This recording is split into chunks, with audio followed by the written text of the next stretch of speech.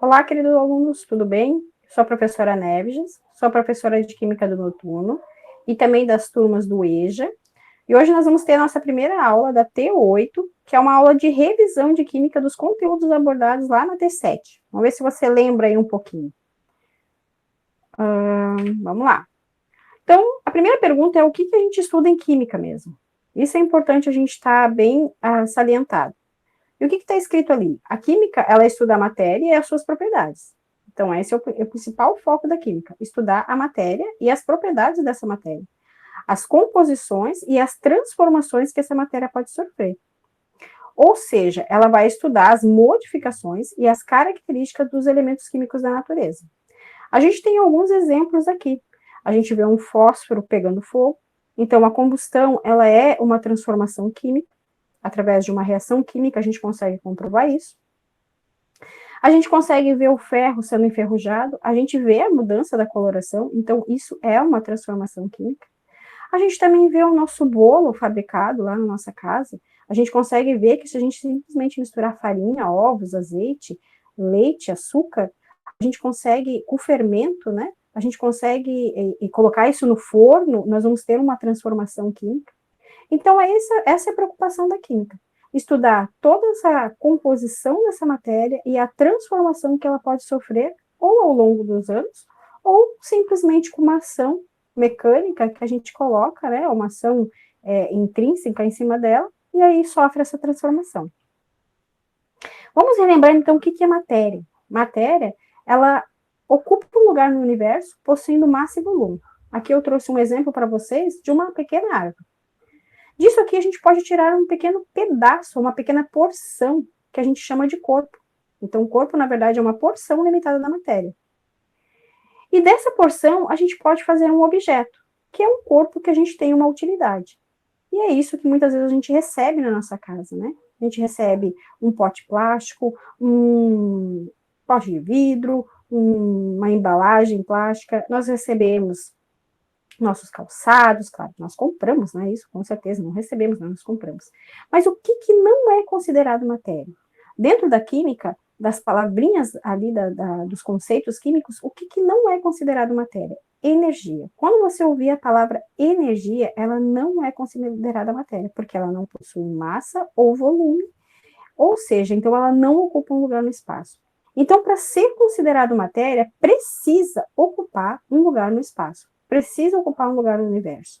Como é que eu posso comprovar que ocupa um lugar no universo? Por exemplo, aqui eu tenho uma xícara, né? Dentro dessa xícara, ela é vazada, eu consigo colocar um líquido dentro. Porém, no lugar do formato dessa xícara, eu não consigo colocar nada. Então, ele possui um volume, ele possui uma massa, eu consigo colocar isso numa balança e aferir a massa dele, eu consigo medir, mensurar a massa dessa xícara, mas, porém, eu não consigo colocar nada neste lugar, né? Eu consigo colocar dentro onde é vazado. Então, neste lugar, aonde está a xícara, eu não consigo colocar.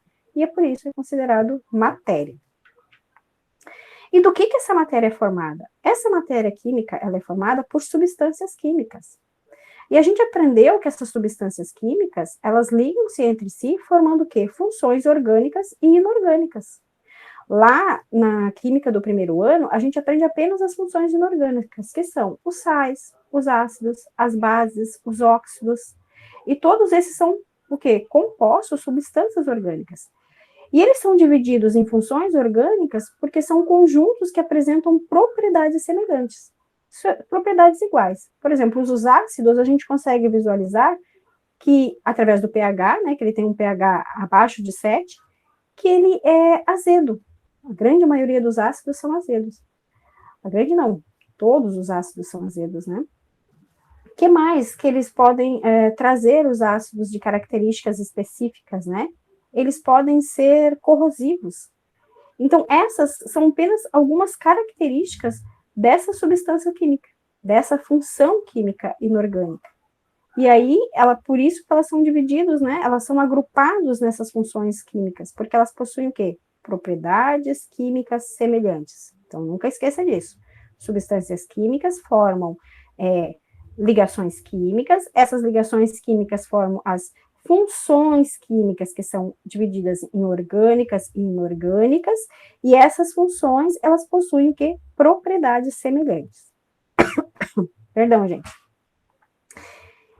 Essas substâncias químicas, elas são formadas por quê? Por elementos químicos. E esses elementos químicos nada mais são do que conjuntos de átomos, que possuem o mesmo número atômico, o mesmo número não é só o mesmo número atômico. Então, são conjuntos de átomos que possuem números atômicos semelhantes, tá? Onde é que a gente consegue visualizar esses elementos químicos? Onde é que a gente consegue saber quais são os elementos químicos, né, que são encontrados na natureza e que também podem ser sintetizados, muitos deles podem ser sintetizados lá na tabela periódica. Então, a tabela periódica, ela traz todos os nomes dos elementos químicos. Ela traz todos os nomes dos elementos químicos conhecidos, claro, né? Existem alguns que ainda estão sendo estudados, mas a tabela periódica, então, mostra toda essa parte desse elemento químico, dos elementos químicos conhecidos, naturais e sintéticos. Os elementos químicos, como a gente falou, ele é formado por quê? Por conjuntos de átomos. E o que é o átomo? É a menor partícula da matéria que conserva as propriedades químicas e físicas. E nós aprendemos que, para chegar no modelo atômico, a gente ouviu falar sobre a teoria atomística, ou o atomismo, né? O que é a teoria atomística? O que é o atomismo?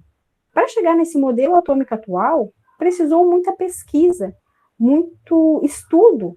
Então, a gente ouve falar aí, pelo menos, de 4 modelos atômicos bem conhecidos, de Thomson, de Dalton, e cada um definiu como como era o modelo atômico. Por exemplo, eu vou dizer para vocês o material que eu estou olhando.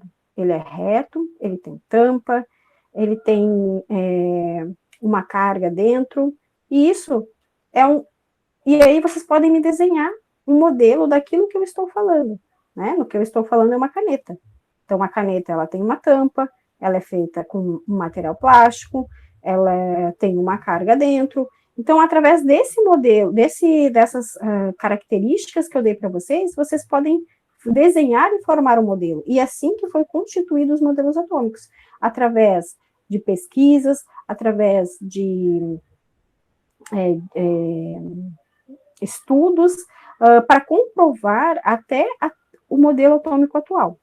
Então, a teoria atomística é essa comprovação dos modelos atômicos e que existe a menor partícula da matéria que contém ainda as propriedades, né, que conserva as propriedades químicas e físicas da matéria, ou seja, das substâncias químicas, dos elementos químicos. Outra coisa importante é a gente aprender que toda substância química, né, ela é formada por um conjunto único de propriedades que permite reconhecer essa substância e distinguir, ou seja, consigo identificar um composto químico. Eu consigo dizer que o cloreto de sódio, ele é o sal de cozinha, quando eu faço as análises químicas pertinentes dele. E através das suas propriedades específicas, eu consigo definir que esse material é o cloreto de sódio. A mesma coisa, quando eu vou analisar um produto dentro de uma indústria química, eu recebo lá um ácido chamado ácido clorídrico. Através das análises químicas, eu consigo definir as características específicas desse material, né? Como assim? Eu consigo definir a concentração desse produto, eu consigo dizer se esse produto tem contaminação ou não através das suas propriedades, através do pH, através da acidificação dele, da concentração dele. Então, as propriedades químicas das substâncias, elas me garantem, né, que eu consigo distinguir e reconhecer o material. Então, isso é importante a gente aprender. A gente aprende isso ali no primeiro ano. E aí a gente fala das propriedades gerais, a gente fala das propriedades específicas, que é aquelas que realmente eu consigo reconhecer e distinguir. A gente fala das propriedades intensiva e extensivas dos materiais.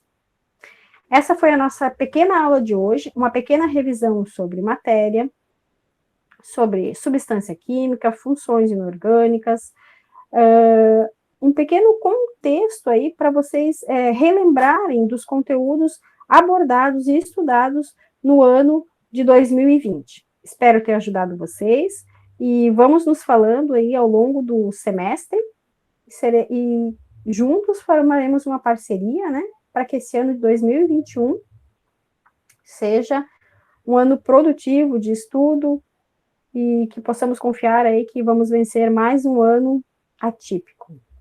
Até mais. Boa aula para vocês.